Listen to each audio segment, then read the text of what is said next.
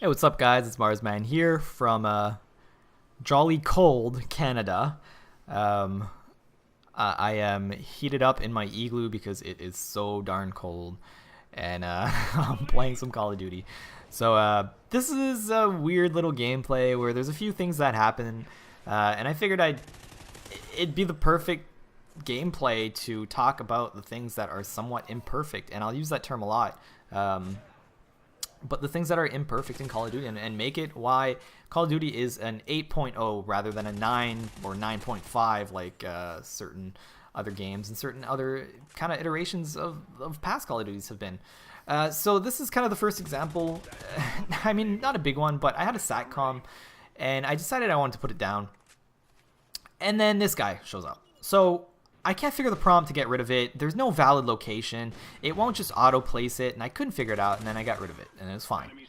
But then the other guy shows up right around the corner and kills me. Is that a spawn? Like, did he spawn there, or was he just lucky with a flank at the same time who's following the guy and that happened? Like, if that happened, I'm completely fine with it.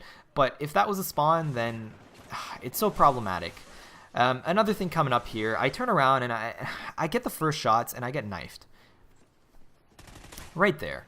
So you can see that I clearly hit him and he still knifed through and killed me. And I have a problem with that. I've talked about this in the past a little bit where knifing, like in Battlefield, might be kind of cool where if you get behind someone and you knife them, it's like a kill. Otherwise, it's a little different. And by the way, camping spot here, possibly. Just watch out. I didn't even know this was a spot. So if you're playing on this map, you're getting killed. You don't know where, that might be it. But anyways, here's an idea for that knifing thing, which I know it pisses off a lot of us, and they've tried to fix it, especially like in Black Ops 2, where you had the equipable knife, where it would work a lot better than just your regular knife. But here's a thought. If you guys have ever played Gears of War, there is the Lancer, and you guys may know it as the chainsaw gun if you haven't played it. And what that does is to melee or to rev your chainsaw, you literally press the button and it revs the chainsaw, then you can have the melee. So everything's planned. Like you can't accidentally tap the button and kill someone and just rip them to shreds. And I think that would be a cool thing to implement in Call of Duty, where it's not just a tap thing. You have to press it for, even if it's half a second to a second, but you have to kind of hold that button so that this stuff wouldn't happen.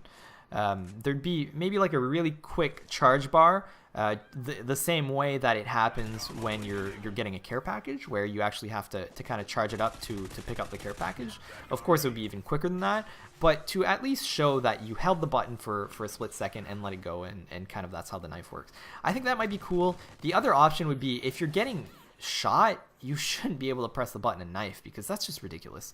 And here's another kind of SATCOM fail I have.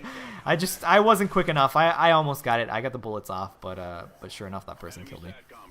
So I don't know. Maybe that's a cool idea. Maybe they can do that in another Call of Duty. I'd love to see the knife be kind of nerfed a little bit. I know they do things, but I don't think they're doing the right things to fix it. So I'd love to see something like that happen. So I know there hasn't been a lot of videos lately. I did some live streaming, and what happened there was I could have taken individual games of the live stream. As you guys know, I live stream with Facecam. If you follow the live stream, it's twitch.tv/marsman6908, by the way. That's always going to be in the descriptions. But I have the Facecam, and what happens is my audio gets mixed, my voice audio gets mixed with the game audio in those. So if I were to do a post commentary like I'm doing now, which is recording the game and then recording audio separately afterwards, that wouldn't work because there'd be no game volume. And I think it's kind of important to have some game volume as far as reference goes, and just for the sheer like entertainment and kind of backdrop of it all. I think it's really important. So that's why I like having some game audio. Otherwise, I would have put a lot more videos up by now, because I have about 6 hours in one sitting of live streaming, and then a few hours here and there. So I would have kind of done that. But if you want to check out any of those, you can check in my previous videos. There's a live stream or two up already. They're kind of fun to watch, and it was from my first session of games, so it's me being a noob and not being the best. But yeah. So anyways, I've been able to record some more sessions.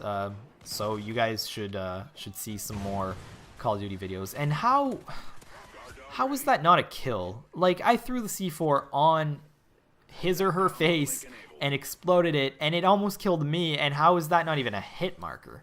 I don't know if that's what the new blast shield is, but that was total bullshit. I'm calling bullshit on that, but you know, it happens. So yeah, another thing I've been doing lately is I've been playing a lot of guitar, so I haven't actually had a bunch of time to game. I haven't played Call of Duty for a week, maybe a week and a half.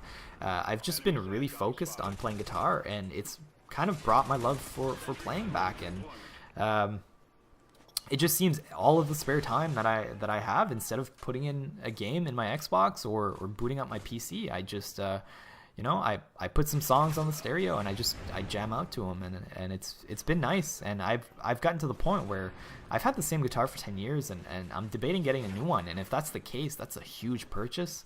And we'll talk about the console wars in another video, but I was debating waiting for console, and I may wait even longer if I do get a new guitar. But anyways, I thought this was a good gameplay to show the kind of how imperfect the game is, and the minor little problems that kind of stop it from being a 9.0 instead of like an 8.0, like I said. And I hope you enjoyed it. I hope you enjoyed the commentary, and I'll see you next time. Thanks for watching.